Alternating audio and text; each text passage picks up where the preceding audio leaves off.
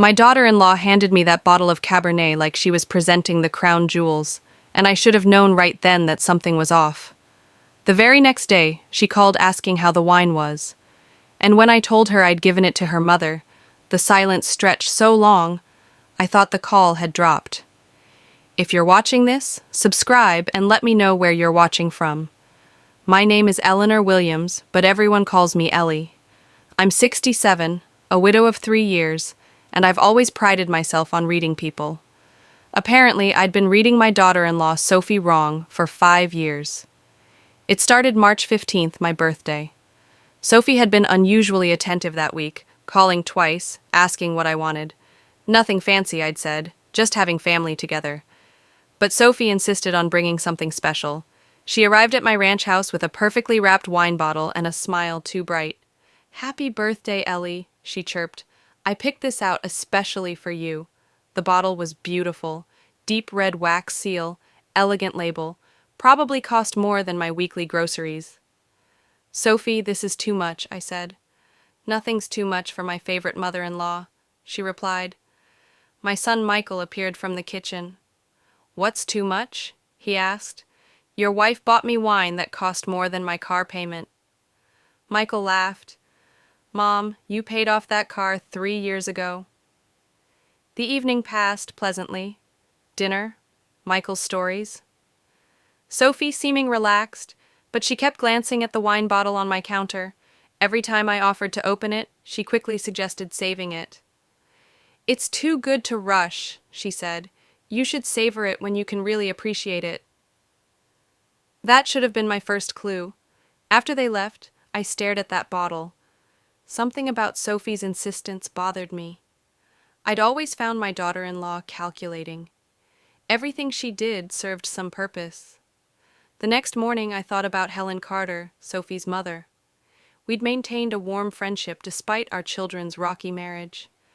Helen had mentioned feeling down about her divorce. A nice wine might help. I called Helen around noon. "I have a birthday gift to share.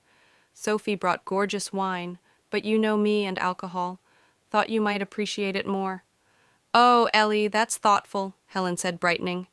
"I'd love that." When Helen arrived, I handed her the bottle and watched her face light up. "This is beautiful wine. Sophie has excellent taste." After Helen left, I puttered around, unable to shake the feeling I'd made a mistake. But what kind of mistake could giving away wine be? The phone rang at 6:30. Sophie's name on caller ID. "Hello, sweetheart." "Hi, Ellie." Something strained in her tone. "Just checking on you. How are you feeling?" "Wonderful. Thank you. Yesterday was lovely." "Good." A pause. "So, how was the wine?" I blinked, surprised. "The wine? Oh, I haven't opened it." Another pause. "Longer? You haven't opened it?" "No, honey. Actually, I gave it to your mother. You know how I am with alcohol. And Helen's been so down with the divorce." The silence was so complete, I checked my phone. "Sophie, are you there? You gave it to my mother." Her voice had changed completely, higher pitched, almost panicked. "Yes. Is that a problem?"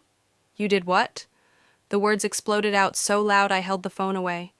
In 5 years I'd never heard Sophie raise her voice. She was always controlled, composed. "Sophie, what's wrong? It's just wine. It's not just..." She stopped abruptly, heavy breathing. "When did you give it to her?" "This afternoon." She was so pleased. "Why are you upset?" "I'm not upset," she said quickly, voice shaking. "I just wanted you to enjoy it specifically." "That's sweet, but Helen will appreciate it. She said she was opening it tonight." The sound through the phone was between a gasp and sob. Then the line went dead. Something was very wrong with that wine. I tried calling Sophie back immediately, but it went straight to voicemail. Then Michael, but his phone was off too. That's when real panic set in. I developed good instincts about genuine trouble versus paranoia after raising a child alone. Those instincts were screaming now. I sat in my kitchen replaying Sophie's visit, how she'd insisted I save the wine, the glances at it, questions about how I felt. Today's immediate call asking about the wine, the terrible possibility lurking in my mind crawled forward. What if something was wrong with that wine? Something that wasn't supposed to be there? I grabbed my keys and headed for Helen's house, heart pounding. Helen lived 20 minutes away in a small apartment complex. I'd never driven so carefully and frantically simultaneously. When I knocked, Helen answered with a smile and flushed cheeks. Ellie, what a surprise. I was just having a glass of that wonderful wine. Relief flooded through me. She was fine, standing, talking, smiling. How are you feeling? I asked, studying her face. Much better than I have in weeks, she said, gesturing.